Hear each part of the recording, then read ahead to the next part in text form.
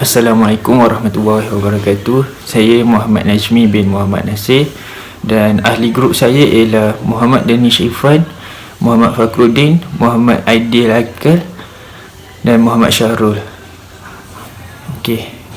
Grup kami akan membentangkan soalan yang bertajuk dalam perkara 153 Perlembagaan Persekutuan telah memperuntukkan hak keistimewaan orang Melayu.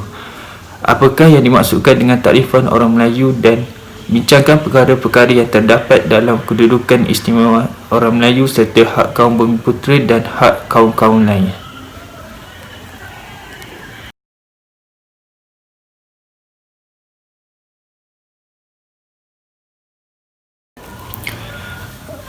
Untuk pengenalan, perlembagaan merujuk kepada undang-undang tertinggi dalam sesebuah negara yang telah diluluskan oleh Parlimen atau badan perundangan yang tertinggi di dalam sebuah negara.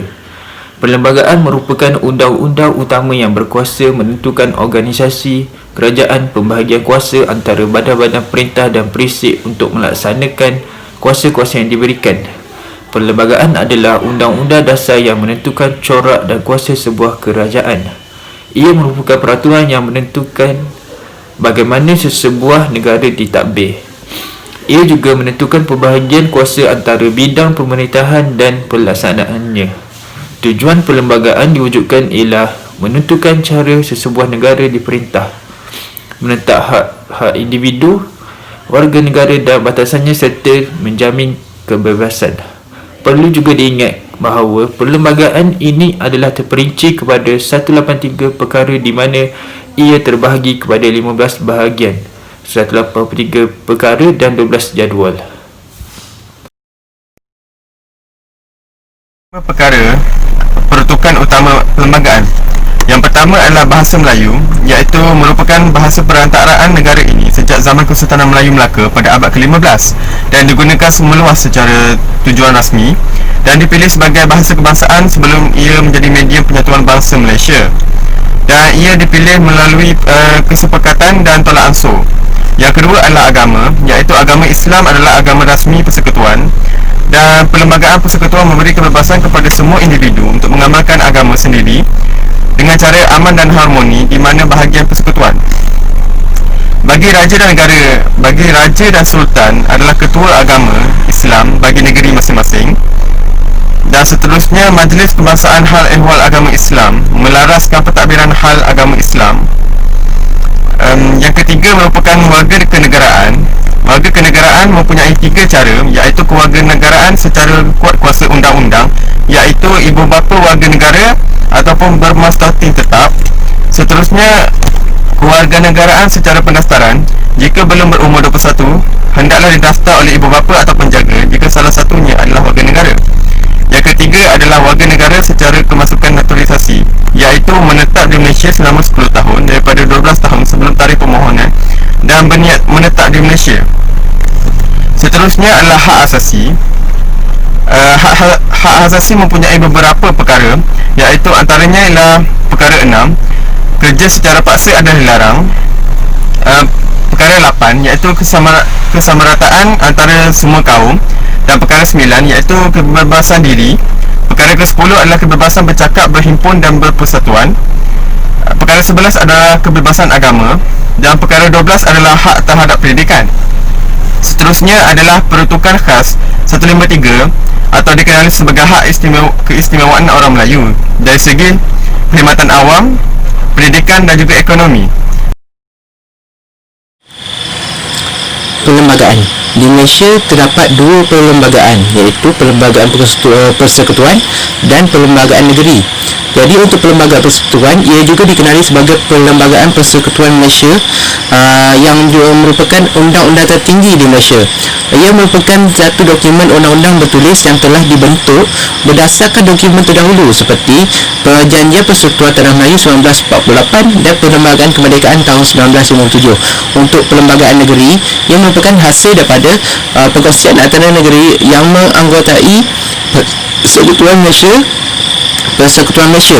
Perkara 71 Perlembagaan Persekutuan memperuntukkan kerajaan persekutuan menjamin hak raja untuk mewarisi dan memegang, menikmati dan menjalankan hak-hak perlembagaan dan keistimewaan negeri tersebut berdasarkan perlembagaan negeri tersebut. Apa-apa pertikaian tentang hak untuk mewarisi seorang raja bagi mana-mana negeri hendaklah diputuskan oleh mana-mana pihak berkuasa sahaja dan hanya mengikut apa-apa cara sebagaimana diperuntukkan oleh perlembagaan.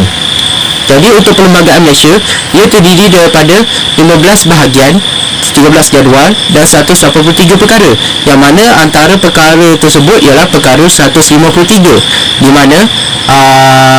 mana perkara 153 ini memberi hak kepada Yang di-Pertuan Agong yang mana baginda bertanggungjawab menjaga hak-hak dan keistimewaan orang Melayu dan Bumi Putera Malaysia.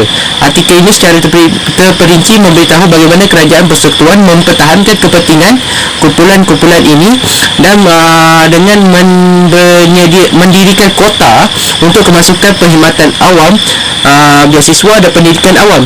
Ia biasa dianggap sebagai sebahagian daripada kontrak sosial. Seterusnya juga terdapat perkara 160, yang mana perkara 160 ini mendefinisikan bentuk perkataan pelbagai yang digunakan dalam perlembagaan. Ia memberikan impak penting pada Islam di Malaysia dan orang Melayu sebabkan definisi seorang Melayu pada kelasa 2. Jadi itu sahaja untuk perlembagaan. Seterusnya adalah takrifan. Perkara 153, Perlembagaan Malaysia memberikan Yang di-Pertuan Agong iaitu Raja Malaysia bertanggungjawab untuk menjaga kedudukan istimewa orang Melayu sama ada di Semenanjung ataupun di Sabah Sarawak dan kepentingan sah komuniti lain, dan seterusnya menentukan cara untuk melakukan ini seperti mewujudkan kuota untuk kemasukan ke perkhidmatan awam, beasiswa awam dan pendidikan awam.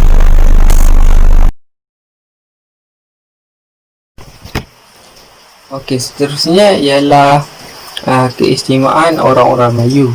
Okey, di sini kita dapat lihat beberapa contoh keistimewaan orang-orang Melayu yang telah diperuntukkan berdasarkan perkara 153. Okey, yang pertama ialah Yang di-Pertuan Agong tidak boleh melucutkan apa-apa jawatan atau membuang mana-mana pejabat awam atau kaki tangan perkhidmatan awam.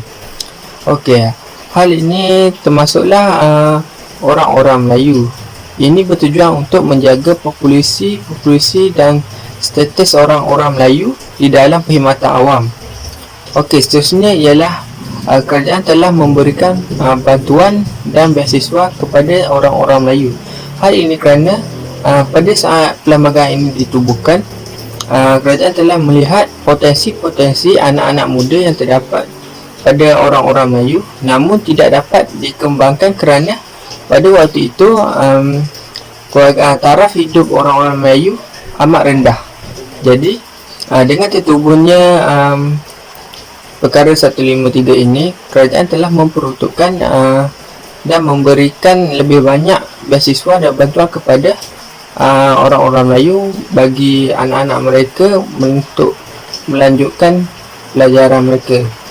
Okey, seterusnya ialah kerajaan juga telah menyediakan pelbagai kemudahan dan latihan kepada generasi-generasi muda tanah Melayu untuk mereka meningkatkan taraf hidup mereka dan meningkatkan kreativiti mereka.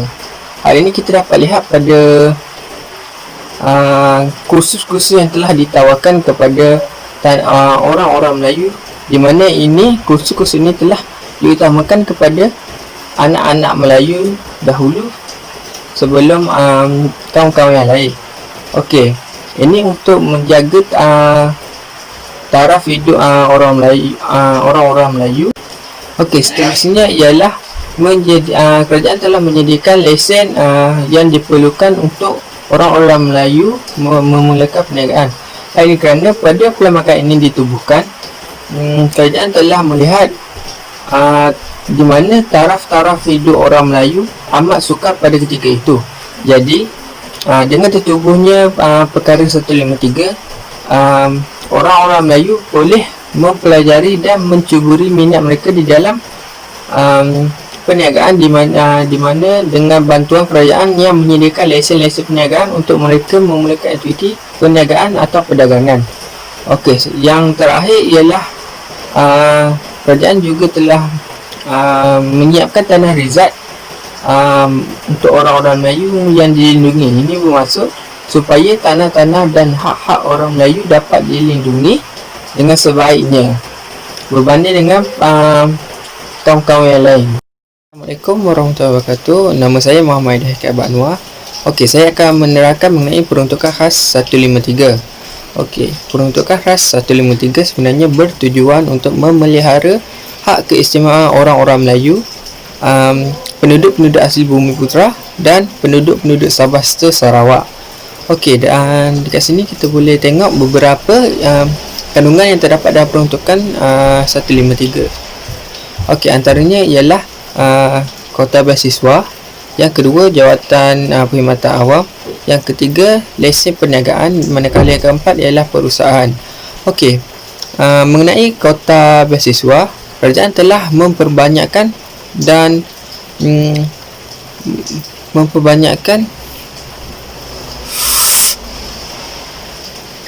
Okey, nama saya Muhammad Haikat Abad Anwar.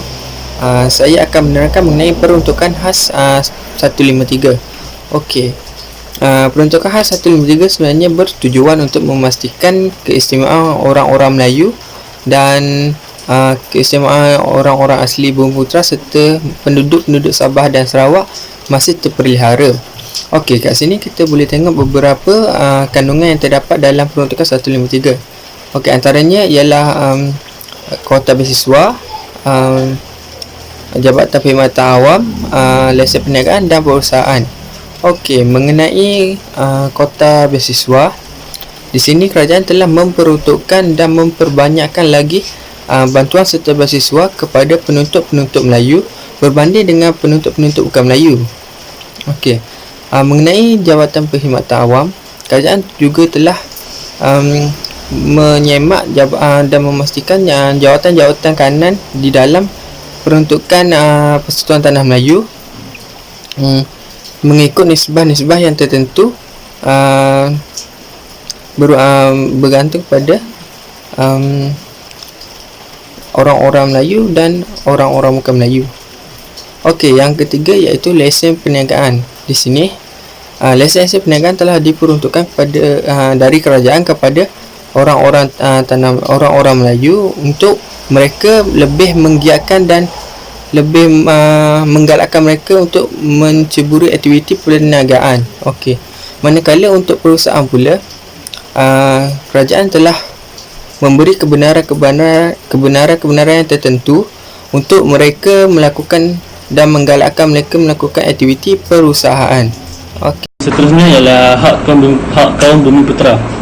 Hak kaum Bumiputera ni ialah hak yang dipersetujui oleh para pemimpin terdahulu yang telah diberikan kepada orang Melayu sebagai cagaran atau pergantian kepada kesediaan orang Melayu di tanah Melayu untuk menerima etnik India dan Cina yang berkongsi kehidupan di tanah Melayu secara bersama. So jadi perkara 153 memberi tanggungjawab yang berat kepada Yang di-Pertuan Agong untuk memelihara kedudukan istimewa orang Melayu dan Bumiputera di Sabah dan Sarawak. Kandungan-kandungan hak istimewa orang Melayu juga tertakluk tanah orang Melayu tidak boleh diambil untuk tujuan orang bukan Melayu. Untuk mengelakkan orang Melayu tertinggal dalam bidang ekonomi, orang Melayu diberi pembelaan terhadap hak dalam pendidikan. Peruntukan utama untuk orang Melayu adalah kemasukan anak-anak orang Melayu ke universiti dan akan mendapat beasiswa. Jadi ini akan menggalakkan orang Melayu untuk bertempus lumus mencari ilmu dan melahirkan orang Melayu yang berpendidikan. Yang terakhir ialah perkara 153. Perlembagaan Malaysia menuntut kerajaan menyediakan kuota bagi pengajian beasiswa jawatan dalam perkhidmatan awam dan sebagainya bagi memperbaiki kedudukan ekonomi orang-orang Melayu. Seterusnya iaitu hak kaum lain. Di dalam perlembagaan Malaysia tidak hanya menjaga hak kaum Melayu sahaja, malahan juga ia menjaga hak kaum lain. Sebagai contoh, di dalam perlembagaan Malaysia ada termaktub di bahagian yang kedua iaitu kesamarataan, iaitu perkara yang ke-8 pertama, semua orang adalah sama rata di sisi undang-undang dan berhak mendapat perlindungan yang sama rata di sisi undang-undang.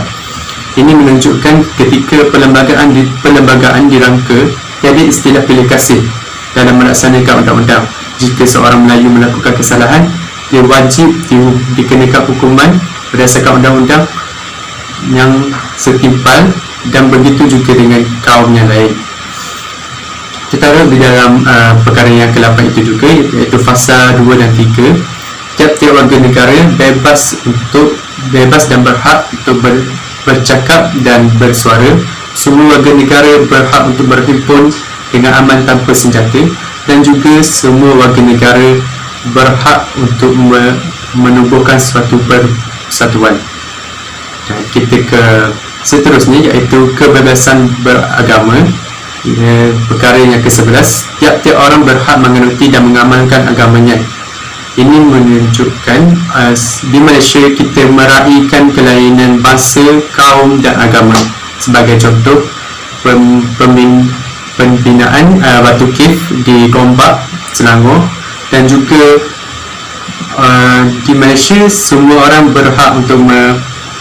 warga negara berhak untuk membina rumah ibadat mereka sendiri seperti gereja. Seterusnya ialah hak berkenaan dengan pendidikan.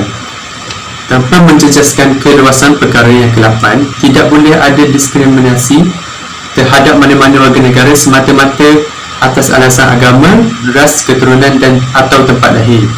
Ini di Malaysia ada sekolah SJKC di mana majoritinya ialah kaum Cina, dan ada juga sekolah bukan kebangsaan di mana kaum India, Cina, orang Sabah dan Sarawak boleh bersekolah di sana tanpa kerusuhan ataupun racism. Penutup. Kesimpulannya, kita sebagai bangsa Melayu haruslah cakna akan hak-hak istimewa kaum Melayu supaya tidak diperlekehkan oleh bangsa lain. Seterusnya, kita juga harus bertanggungjawab dalam mempertahankan maruah bangsa kita daripada dihina oleh mereka-mereka yang tidak bertanggungjawab. Selepas itu, kita juga sebagai kaum Melayu hendaklah menghidupkan kembali hak ketuhanan Melayu agar bangsa Melayu kekal dihormati dan disegani, serta tidak lagi dipersoalkan oleh kaum lain akan hak Melayu dalam menerajui tampuk pemerintahan negara. Dalam masa yang sama, kita juga sebagai bangsa dan rakyat Malaysia harus juga memelihara keharmonian yang kita kecapi hari ini dengan menghormati hak-hak orang kaum lain yang terdiri pada kaum Cina, India, Kadazan dan lain-lain, supaya untuk mengelakkan tragedi berdarah iaitu peristiwa 13 Mei 1969 daripada berulang kembali. Itu saja daripada kami. Sekian, terima kasih.